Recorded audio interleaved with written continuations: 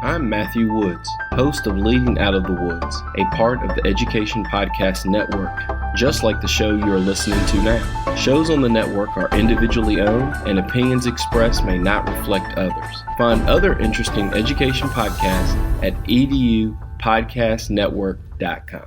Hey, welcome back. Steve here, and today I'm talking with Michael Stephen Daigle, who is a mystery writer. He's the author of the Frank Nagler Mystery series. His latest award-winning novel is called Dragony Rising, and is our focus today.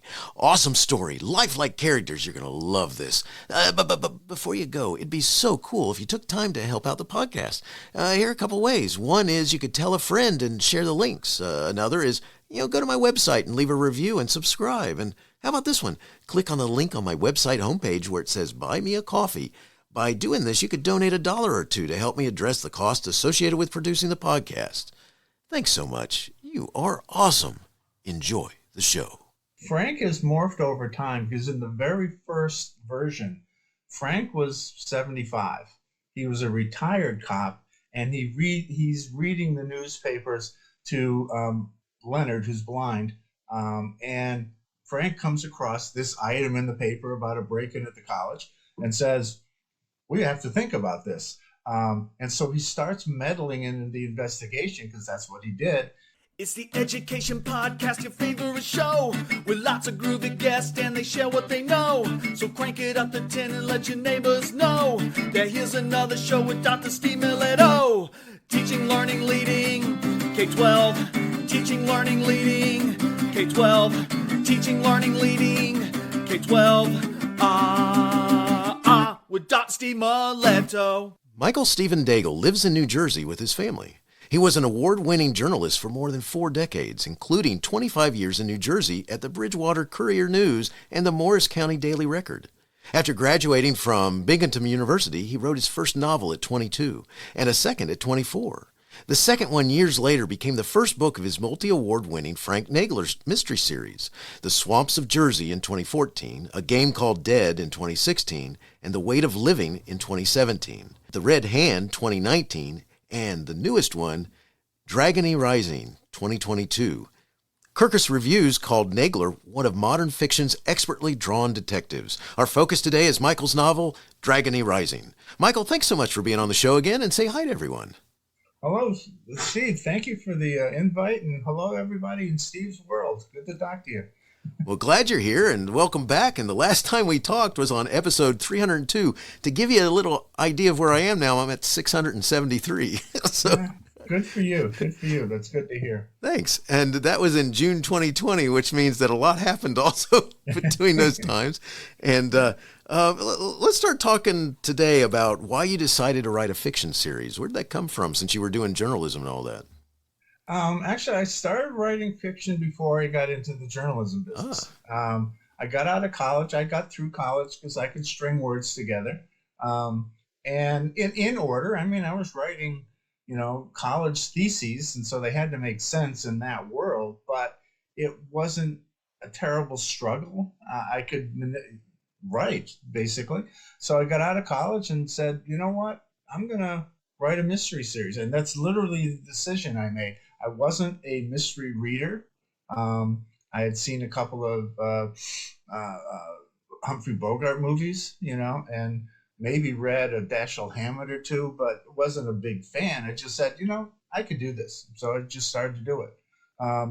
And the Nagler series came out of a police brief in the newspaper. There was a break-in at the college I was attending on a holiday weekend. And for some reason, the dorms were not locked and the doors to the rooms were not locked. They didn't have a sign that said, come on in, but they should have. So somebody walked through the dorm, stole some stuff and left. Was never caught. So I wrote a short story about that. And then I wrote a slightly longer short story, and then a third longer short story where he actually ran into somebody. And that was the beginning of the Nagler series, because I suddenly had 2 characters on this path, and that led to the creation of the serial killer in The Red Hand, Charlie Adams, which led to Frank Nagler, which led to Jimmy Dawson, the reporter, and Leonard, the blind bookstore owner. And that whole scenario in the first version became a game called Dead, which is about a manipulative internet terrorist who takes a college game, something like Dungeons and Dragons, and makes it a real game. And then when I went to rewrite that, it became The Swamps of Jersey. I don't know how it just happened. I morphed it into this other story, and then went back and wrote a game called Dead. And it's one of those things you trick yourself into saying, I could write this again. I've already wrote it once. Well, that's not true, because it's a completely different story. But that's where that all came from. And then incidents show up, and you just start writing a story about it. Love it. That's awesome. I appreciate you sharing that. And it's cool because you see this a little bit later. I'm going to ask a question that has to do with how real your characters are, and you see the realities and stuff like this from probably some of the stuff you've run into over time, which is cool. Yeah. The series is based upon a character named Frank Nagler, like you mentioned. Who's Frank? Tell us who Frank is. Frank has morphed over time, because in the very first version, Frank was 75. He was a retired cop, and he's reading the newspapers to Leonard, who's blind, and Frank comes across this item in the paper about a break-in at the college and says, we have to think about this. And so he starts meddling in the investigation, because that's what he did. And he, so he wanders into places, and the state police come back and say, what are you doing here? And so the whole story is about Frank trying to resurrect himself, because in the meantime, his wife had died, and he's 75. He's lonely. His best friend is Leonard, and he doesn't have a lot of other friends. Jimmy Dawson shows up as the nemesis reporter. And again, I wasn't in the newspaper business then, but I sort of figured out who he was. And then I figured, after I wrote the first book, I realized I can't write a series about a guy who's in the first book is 75. He's going to die in the middle of the second book, and then what am I going to do? Right. So I made him 40-ish, which works better. Kept all the rest of the stuff, just took 30 years off his age. And now in the sixth book, he's 50-ish. So he has a normal lifespan now, and I'm not going to have to have medical miracles to keep him alive while I write the thing. You're right. That's cool. Can you do that for me? Can you take Sure. 30 years off my? Never mind. Yeah, I'll write you into the next book, and you've gone through some medical experimentation, and now you're 22. There you go. Thank you. That'll work. All right, so our focus today is your novel, Dragony Rising. You received some cool recognition about this work. Dragony Rising was awarded first place for mysteries in the 2022 Royal Dragonfly Book Awards. It was named a notable 100 indie book in the 2022 Shelf Unbound Indie Book Awards. It was named as a distinguished favorite in the 2023 Independent Press Awards. It was also named a distinguished favorite in the 2023 Big NYC Book Awards. Congrats. I mean, that's so cool. How does it make you feel when you see what others think about your writing? I'm honored that they pay attention to it, and it's exciting to get the email back that says, hey, you got this award, and it meant that and all of these contests are multi-genre, so you're not competing. I'm not competing against somebody writing a kid book, so we're competing against mysteries. And the fact that they get hundreds of entries, the fact that they would take these books and put them at the top of their award list just means a lot, because you put so much work into it. You'd like somebody to like them, I understand. Yes, it's so cool. But kudos to you, because that's amazing. All right, so give our audience an overview or a commercial for Dragony Rising. Dragony Rising is the punchline is what happens when Frank Nagler discovers that the explosion that leveled 2 blocks of downtown Ironton is not the worst thing that's going to happen. And that leads to, as you've read in the book, leads to this sprawling ancient conspiracy that the explosion just part of. And the revealing of the conspiracy members and their interplay is how the story folds out, and then it comes to a big rushing conclusion. So, but yeah, you'd think that blowing up downtown would be probably the worst thing that could happen, and it wasn't. And sadly, it's based on an actual event in Dover, New Jersey, which is one of the models for Ironton. They had a gas leak explosion, leveled 7 or 8 businesses, including Barry's Diner, which is central to my series because that's their meeting place.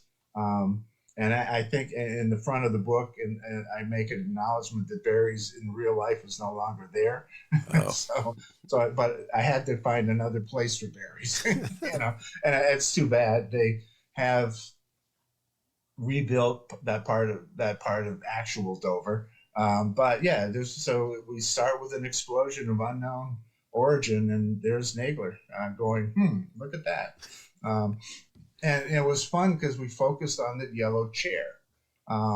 And in one of the reading groups, I've been beating reading groups to death with this stuff and reading book after book to them. One of the members in the group said, the front of this thing is written like a symphony.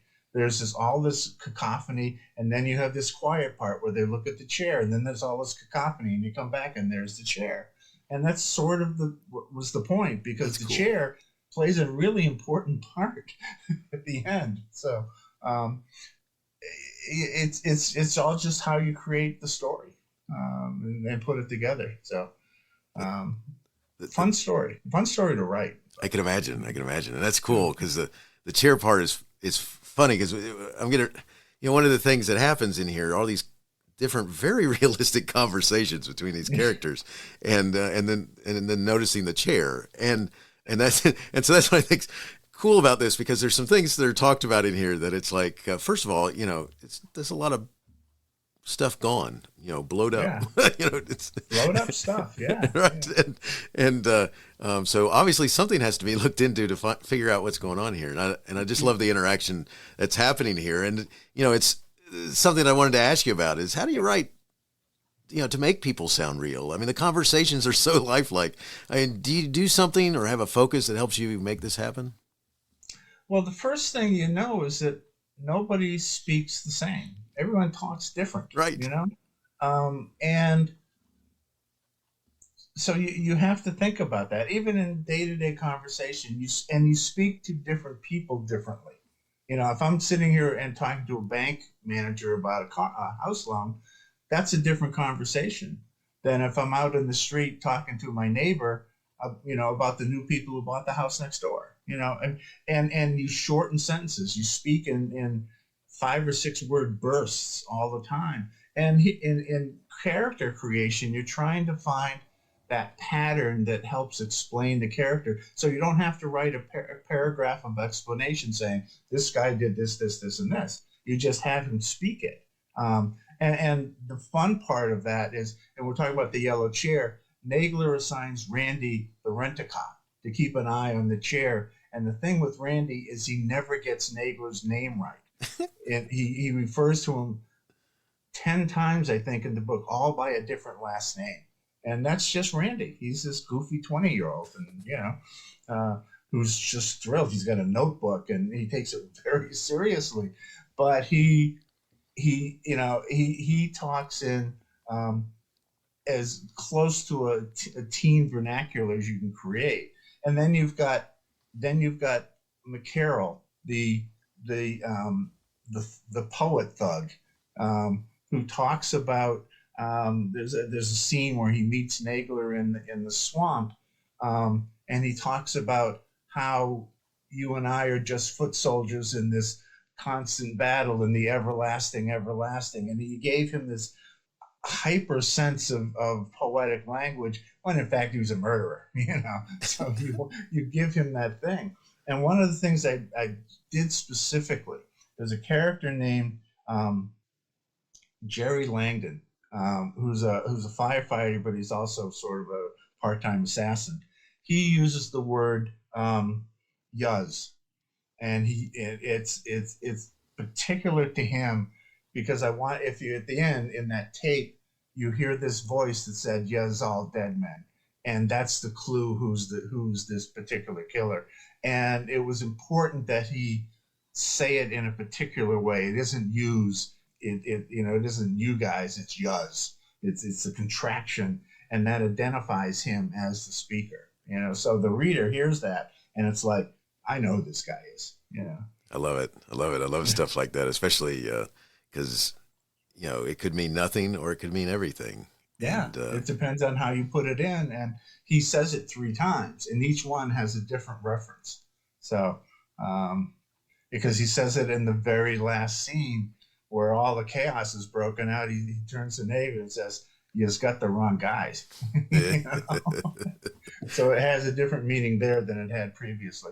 But that just helps identify the character and lock it in the reader's mind. So I love it. And it does seem so real, because you do hear these as different voices, as and it's I've read books where you get so confused because everybody for some reason has a first name that starts with C or something like that. Yeah, and you're like, whoa, time out. The danger is, and I see this all the time, is especially beginning writers, they remember what their 12th grade English teacher told them about writing.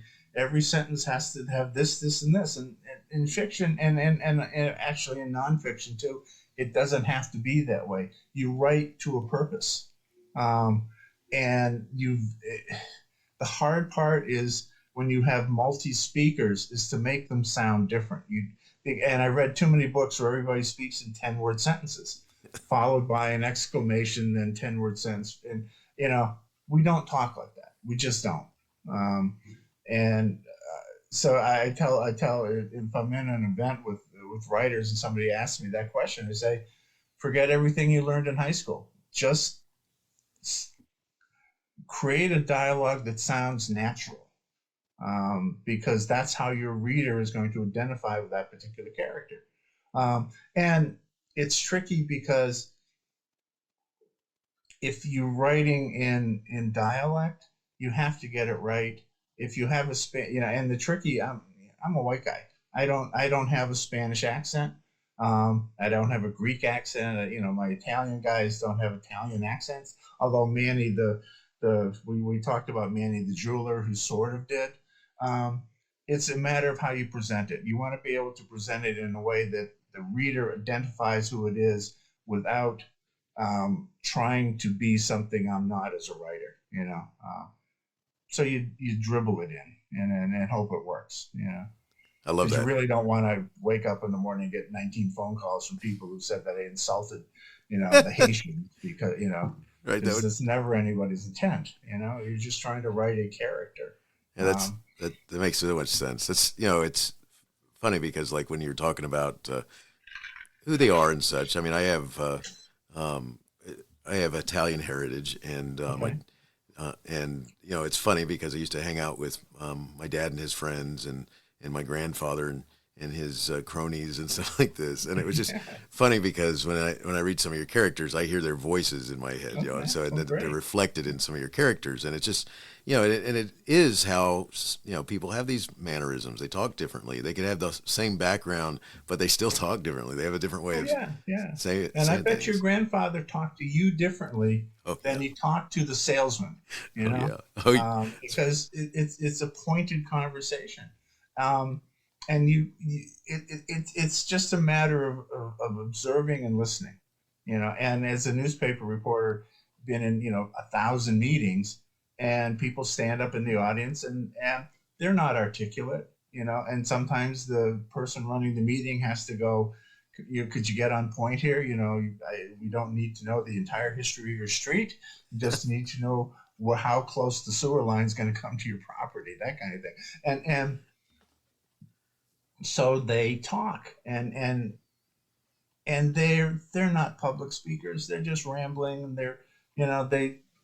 they throw out 5 words, and then they throw out 20 words, and they throw out 5 more, and that's how we communicate. Educators do the same thing. Little kids speak differently at 4 than they do at 12. So after we just remember that. And I think it is difficult for people sometimes to think about that. I mean, when they're writing or whatever's coming through, because the more real, when you have those different characters starting to come through, because then you start, I think it helps you create the image of whatever you're thinking of as the reader, and then you flow with that. And it's really cool to see a writer do that, because I mean, it's, any type of people you run into, there's, some stick out more than others. Yeah. And it's in a multi-character scene. You don't want any two characters to speak exactly alike, because you wouldn't understand what was going on. Just to your point, you wouldn't understand what they were saying or who was saying it. And you try not to write dialogue where you have to say Nagler said, Ramirez said every paragraph, because that just slows down the pacing of especially if it's, oh, wait a minute, we got to do this. What do you mean we got to do this? We got to, so you want the dialogue to be the pace of the scene without having to say she said, he said, they said, and so you create the voice of the character. Yeah. Love it. I love it. And it comes through loud and clear. And what goes along with that, I mean, as I read Dragony Rising, I wanted to keep reading. All right. It's kind of hard to, it's kind of hard to stop. All right. And one of the things that I have to say is that, this is something that, when you want to know what happens next, it's awesome, because that means that you're engaged with the characters, or you're engaged with the story, and you want to know, where this is going or whatever. And, what do you do to keep a reader's attention? I mean, is it intentional? Because I've read some books where you're going, I got to stop. This is killing me, man. That is, when you write mysteries, you have to get people to turn pages. And that's part of what the drive is, because otherwise you've written an encyclopedia. And my books have a lot of stuff going on. And if I didn't get you to go from page 4 to page 5, then I'm just writing this nice history about the city, But in each of the books, I try to take an element of the writing of the mysteries and work on it. In Dragony Rising, I wanted to work on the pace of the story. I wanted it to be fast. Some scenes are longer and some scenes are shorter, so you're matching this thing, and you're kind of driving the reader through the book. There's a chapter in the middle of the book that's 15 sentences long. It's quiet. It's the funeral scene of the captain who was killed. It's very quiet. The sentences are fairly short. I don't think there's more than 150 words in the whole chapter. But that was done deliberately, because that was the point where I wanted the reader to take a breath, because the next chapter is all noise. It's the search, and there's crowds, and there's press, and there's all this stuff. But you had this 15 paragraph or 15 sentence break, except the last sentence is Nagler thought he saw a movement. So you've gone from this quiet scene, jumped back into the action part of it. And then from there, the last third of the book, I shortened the scenes, shortened the dialogue, and just piled them on top of each other, pretty much to drive the reader through the end of the book. And that when you were saying that you didn't stop reading, the intent was to make sure you didn't stop reading, because I wanted you to go from this scene to this scene to this scene to this scene, and then the end, which I think probably surprised most people. So that's awesome, because it's first of all, it's a great feeling when you're reading something that you want to know more. Although it depends on how late at night you're reading, and then you're going, oh, I gotta go to bed. Exactly. But I was just read James McBride's Heaven and Earth Grocery.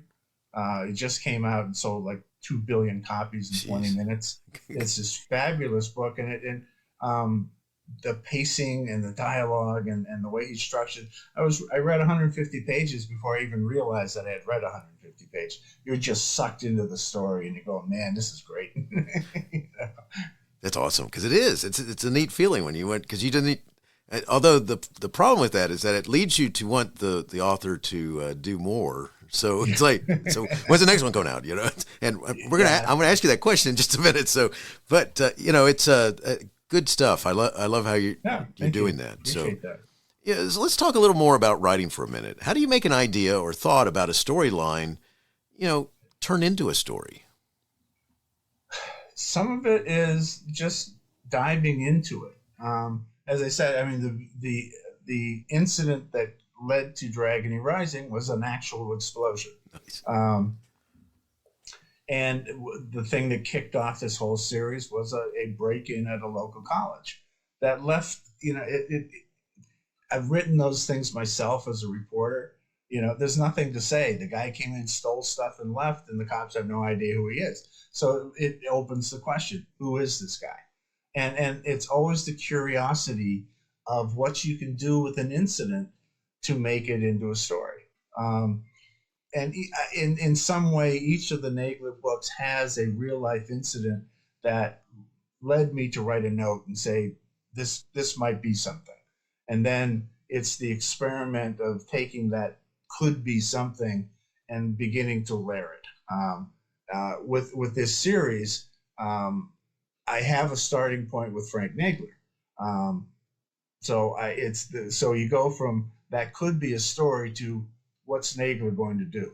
And that triggers the rest of it. And from there, it's a free for all until I stop writing them. So Nice. Because there's, one of the things that people, I mean, there's a reason why lots of people never finish whatever they start, because it gets to a point where it's like, what comes next? Or you're looking at a blank page and you're not understanding. And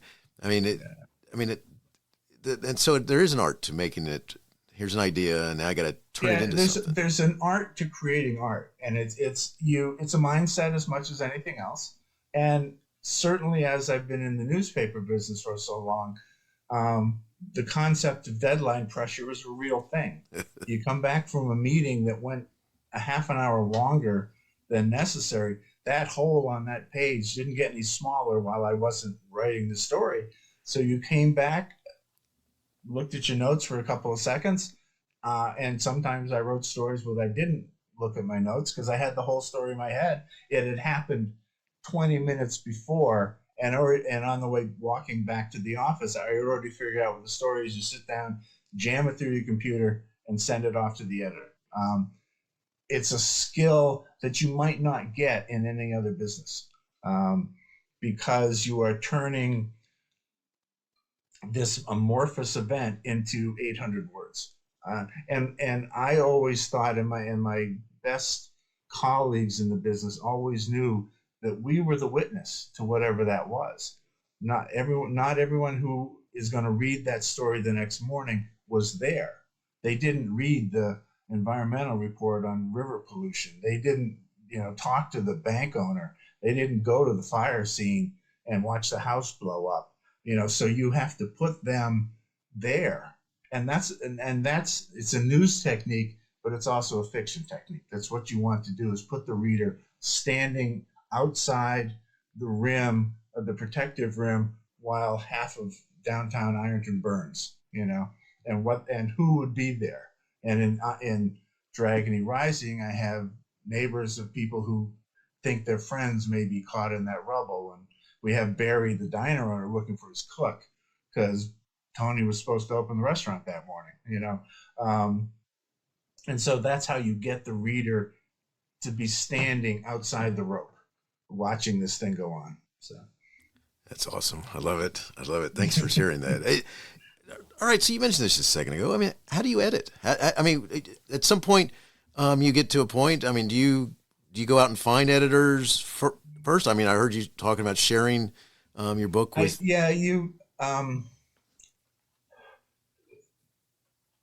show it to people, and I sort of write and edit at the same time, which is not a practice that many well-known authors would want you to do. They write drafts and send them off to people. I kind of go forward and backward at the same time, and I try to get it as close to perfect as I can.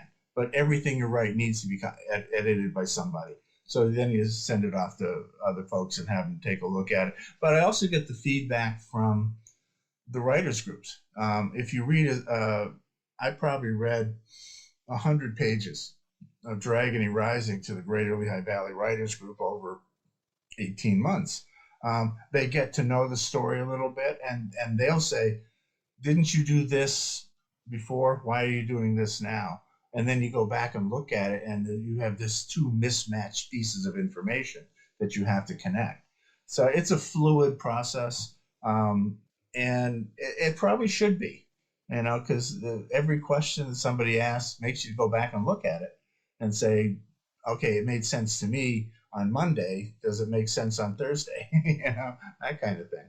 That makes sense. But it's all in your head, and it's all the way you approach how you're going to write. Some people outline a story ahead of time, and then write 9 drafts to figure out how to get the story back to the outline. And some people just write, they write it once, edit it, and send it off. It's a matter of how comfortable you are with your writing process. So very cool. Have you ever found out that, like, on page 10, he had brown hair, and on page 45, he's got blonde hair or something like that? Oh yeah. And hopefully you catch that in time. Because if you figure out, and if it's to a point where you can't fix it, but the thing is, with electronic printing, you can always fix it. You can always go back and open up the file and change it. But on the other hand, if you decide that on page 180 that he needs blonde hair, you have to explain how it became blonde. Nice. I like that. See, that's a good way of doing it, right? This was done on purpose. Yeah. Right? This was purposeful, and it drives the plot and the character, whatever. I love it. Whatever you're going to tell yourself to justify the fact it was a mistake.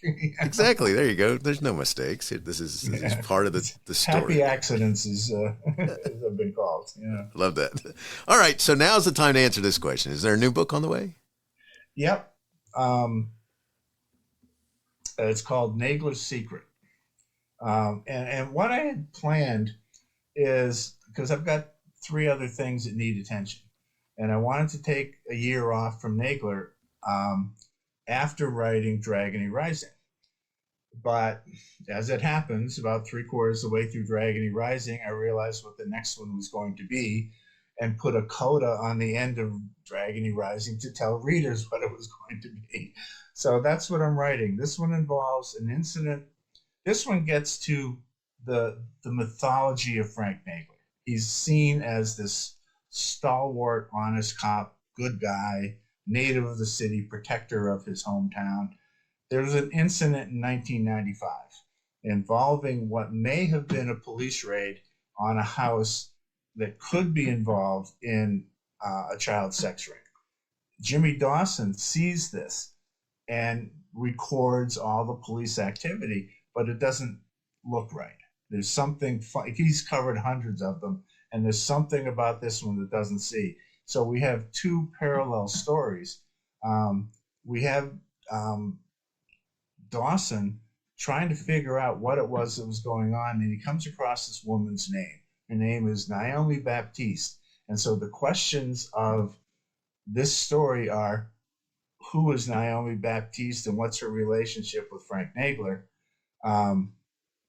Does she know Nagler's secret, or is she Nagler's secret? And then the last part of it is she still alive?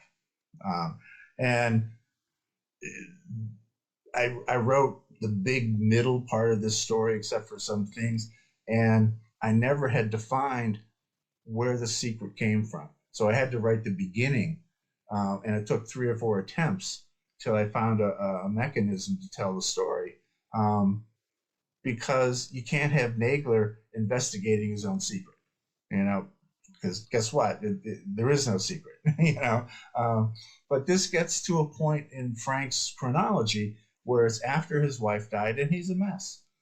He's trying to get his feet back on the ground, and this incident takes place.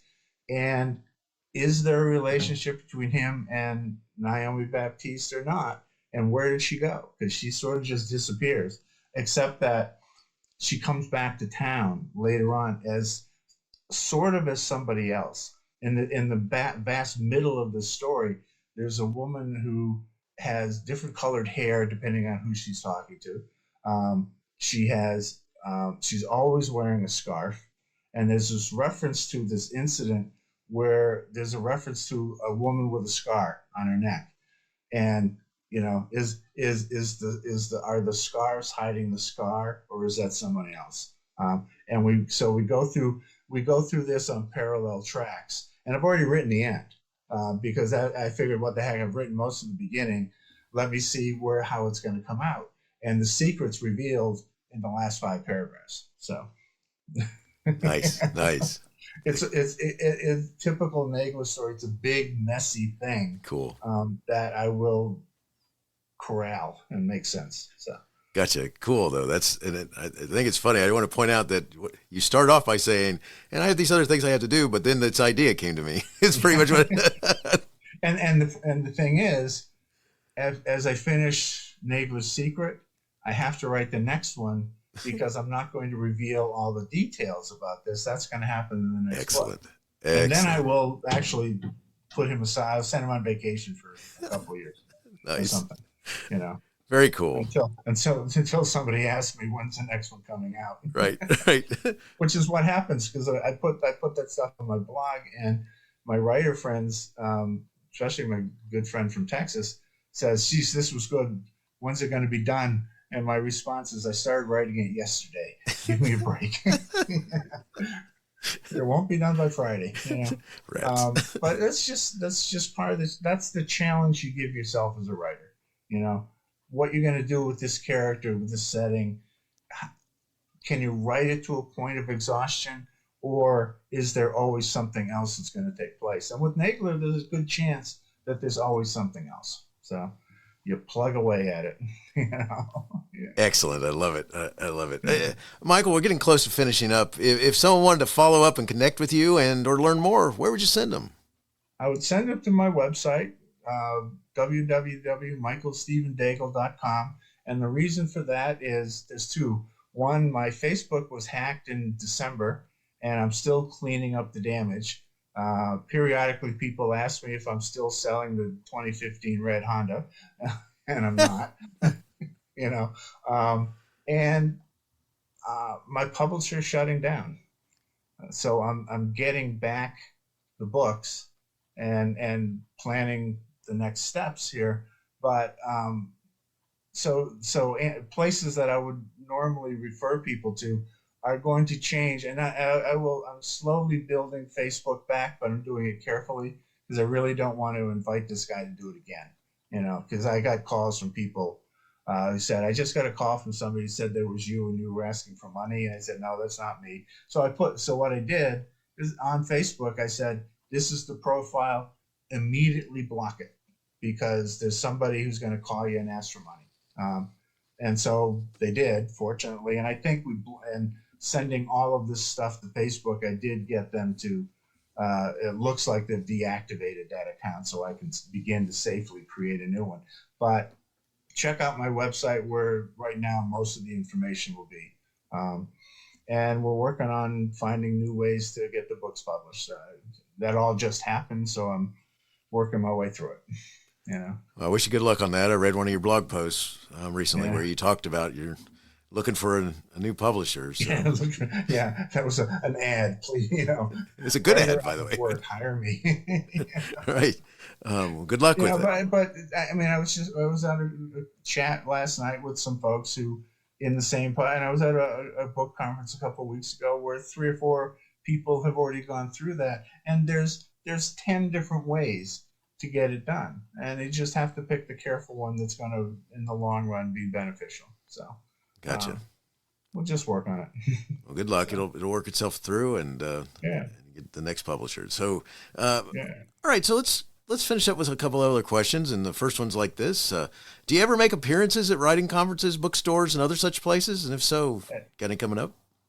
I don't. I'm going to some book selling events, but we're not. I was at a conference, but I wasn't a speaker. But I've spoken at libraries and been invited to speak with groups and things like that, and they're fun. You do this, you know. You just come in. Somebody asks you how'd you start, and 4 hours later, you know, we're still chatting about it. When I get the rest of this peripheral stuff settled, I'm going to sort of actively reach out to libraries, and there's a couple of statewide writing groups that have lists of libraries looking for, you know, speakers or programs and things like that. See if I can latch onto those, you know. but it's a good supportive community, and you go out and you talk to whoever will listen. So yeah. Love it. Well, look forward to hearing about any appearances you got coming up. Yeah, great. Thank you. Last question for you. Do you have a favorite author or writing genre? I mean, if so, who's that author, or what is that genre, and why is that person or genre your favorite? Because I'm writing 6 mysteries at the moment. My favorite genre is mysteries. Nice. But I've written literary fiction, and that's the other stuff that's on my computer that I get back to. I've written short stories. I've written poetry. I've got a mess of stuff that needs corralling. It's sort of like you decide you can write whatever you want to write, and then you learn by listening to people at conferences or by reading other stuff. When I was a kid, getting out of college, there were the 3 Johns who were dominating American literature: John Updike, John Cheever, and John Gardner. The Nagler series, in part, is built on John Updike's Rabbit books. He did a 4-book series about Harry Angstrom and the town he grew up. That's the model that I chose for Ironton, New Jersey, and Frank Nagler. Right now, I'm reading a lot of Walter Mosley, because he's a great, both a great literary writer, but also a terrific mystery writer, and he's got great characters. But I've also, one of my favorites, besides James McBride, who I just decided was one of my favorite authors by his great book, guys like Marcus Zuzik. He wrote the Book Thief. And actually, that's where the title for the 3rd book in my series came from. The Book Thief is about a young girl at the end of World War II who sneaks into the mayor's house and steals books. And it's narrated by Death, because it's war. And after Death does one of this, grand self-aggrandizing monologues, the phrase "the weight of living" popped into my head, and that became the title of the 3rd book before I even started writing it. And then it was like, geez, that's a really good title. I better not screw up the book, So you want to match it to the title. And if you read enough stuff, you have favorites that just rotate. And I don't think I clearly haven't read everything that every one of those guys has written, but a lot of it book by book. You just said and when they're really, really good, you sit down and go, wow, how good was that? And it's like what they did with Heaven Earth Grocery. You read 150 pages before you even realized you'd read that much. That you're so absorbed in the story, and all of that is lesson learning.